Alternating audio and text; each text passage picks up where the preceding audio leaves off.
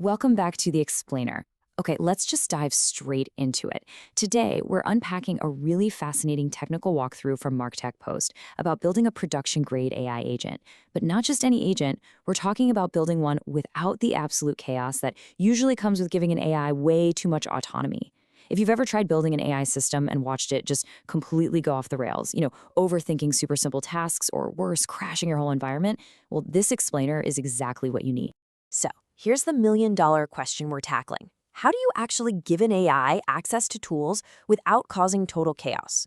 Because right now, the core problem we face in AI development is that giving an AI too many tools all at once is basically a recipe for disaster.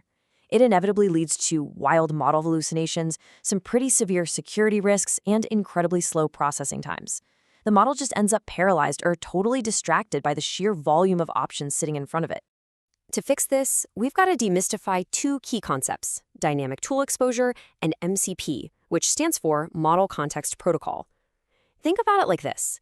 Instead of throwing open the doors to a giant hardware store and telling your AI, hey, figure it out, this architecture gives it a highly specific surgical toolkit chosen for the exact procedure at hand. Dynamic capability exposure intelligently limits what the AI can see and actually do at any given moment, and it bases that strictly on the context of the user's prompt. Just contrast the two approaches. A standard AI agent has access to all its tools simultaneously. That bloats the context window and risks total confusion. But an MCP-routed agent, it only exposes the relevant tools. These clear architectural advantages of the MCP framework are what ensure both top-tier safety and blazing speed for real-world tasks. It's a total game changer. So here's our architectural blueprint for today. We're going to cover the AI tool overload, building the tool server, the hybrid router system, agent planning, and finally, real-world task execution. Let's get to it. Part 1, the AI tool overload. This is our core problem.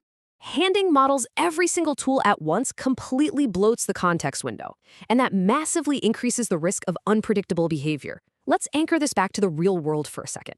When you send too much data, you break the AI's focus. Not to mention, you're literally spiking your compute costs for absolutely no reason. Why?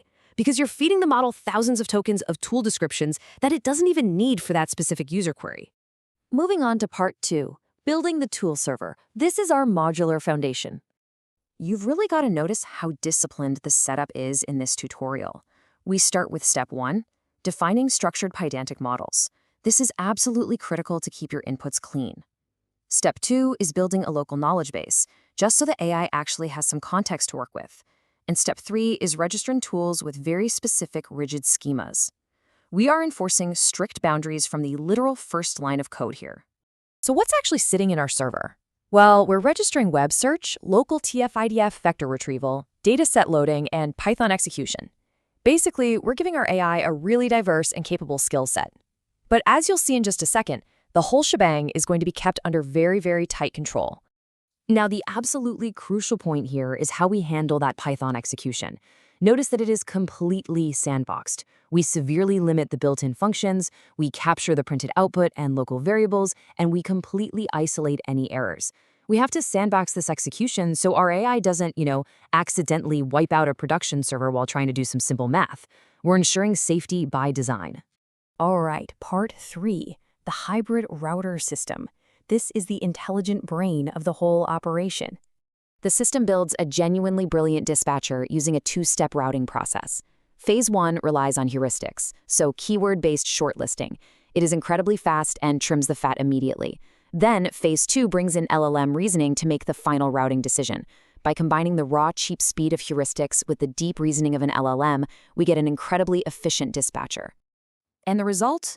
The router guarantees minimal yet highly effective capability exposure.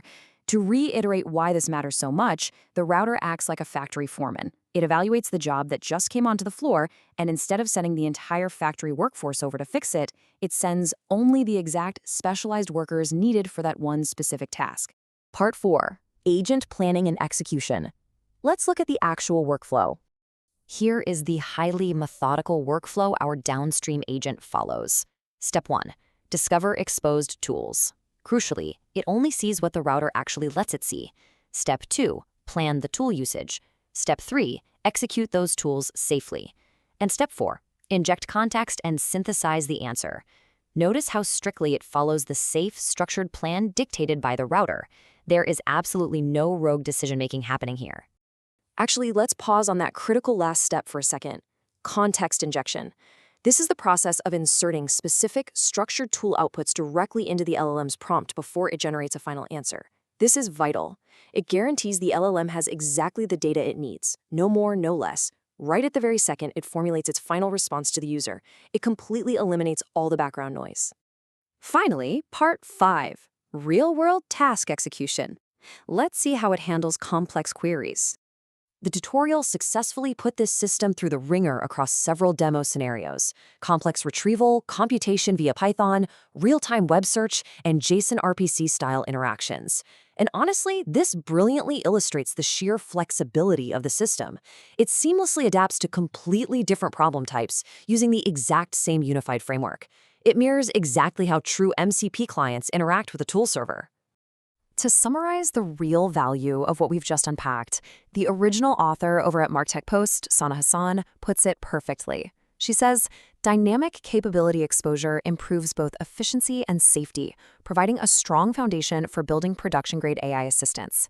It's not just a neat little development trick, guys. It is the fundamental building block for scalable, enterprise-level AI. Which leads us to our final thought for today's explainer. How are you going to apply this routed, dynamically exposed framework to secure and scale your own AI projects? Are you still sending your models to the entire hardware store, or are you ready to build a surgical toolkit? Think about it. Challenge yourself to really rethink your current architectures. Thank you so much for tuning in, and I hope this empowers you to start building smarter, safer systems today. Catch you next time.